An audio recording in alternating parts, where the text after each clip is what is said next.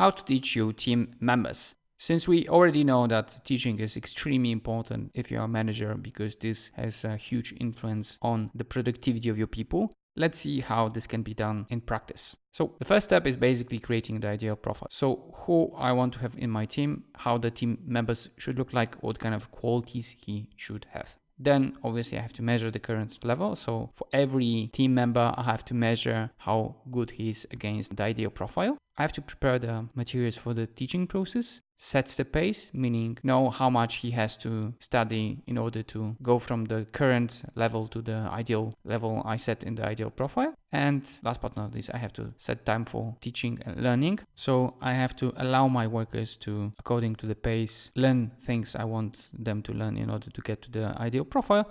But I also have to set time for teaching in a sense of preparing the materials and spending some time with the people. So the first two stages we a little bit talked about. So as shown previously, I just set for specific fields the level. So tools, skills, areas of expertise. Tools, I've got Excel, PowerPoint, Access, Visual Basic, skills, problem solving, sketching, presentation, interviewing, managing people, and some areas of expertise. The reddish one is the target level, so the ideal one. And then for specific person, we've got the current one. The third step is basically preparing materials. Since I wanted the process to be scalable, I basically decided to create online courses in order to satisfy the learning appetite of my people. So basically here you've got some of the courses we've created. So for example, as it was mentioned, one of the most important things is Excel. So there's a course on that. Then there's another course on financial modeling and another one, for example, on making the presentation. We talked about the areas of expertise. So one of the area could be retail. So here we've got something on retail and here we've got something on production. As you can see, I try to cover as many of the areas my people need as possible.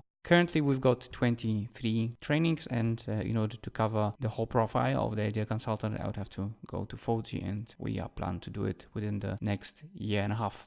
The fourth step is basically set the pace. So say specifically how much he basically has to devote time and effort to learning the materials that will help him get to the ideal profile. So we start by calculating the difference between the ideal and the current state. Then we have to think till when we want him to reach the ideal state, so how much time he has. This we have to somehow translate to man hours that he has to spend on training, and obviously this will define us the pace. So let's go to a short example. So if the difference was 25 points over the whole criteria, and we set him 24 months in order to reach the ideal profile, and we would assume that there is 10 hours per training or per point of difference. So if there is like a 25 points to be covered, then it means basically that he has to spend 250 hours training in order to reach it.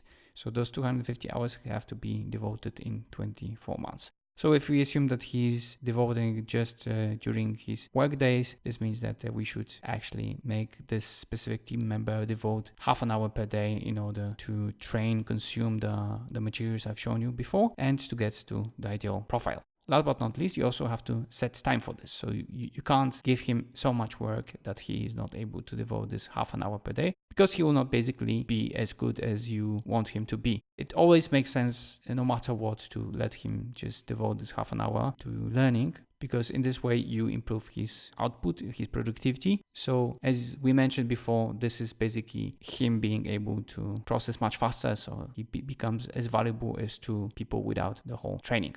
So think about how it should look like for your team members and what kind of pace you should have for each and every member, because obviously it will be different as it depends on the difference, the time within which you want them to reach the ideal state, and obviously the number of training hours they have to spend per one point.